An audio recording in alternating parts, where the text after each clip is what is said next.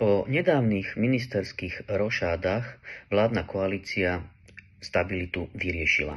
Avšak skutočná skúška nastala až koncom septembra, a to v dvoch hlasovaniach. O 3. konsolidačnom balíčku a o kultúrno-etických otázkach, ktoré menia Ústavu Slovenskej republiky.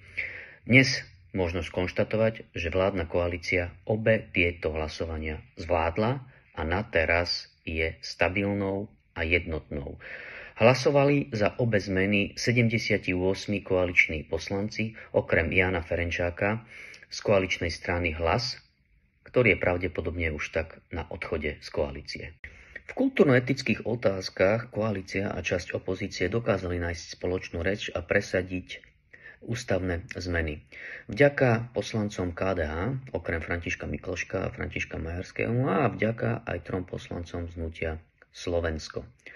Je to pozitívna správa pre Slovensko. Škoda, že takáto kooperácia funguje u nás len veľmi ojedinele. Aj keď sa to slovenským občanom a podnikateľom nepáči, konsolidácia bola nutná.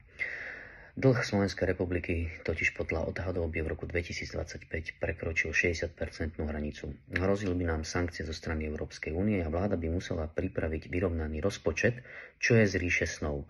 Takéto opatrenia by mali drastické dopady na životnú úroveň Slovenskej republiky. Politici sa medzi sebou prekárajú, kto je viac zodpovedný za výšku tohto dlhu. Zodpovední sú všetci, lebo dlh narastal posledných minimálne 15 rokov. A preto by mali spoločne spojiť sily a za dôležité ekonomické rozhodnutia hlasovať spoločne.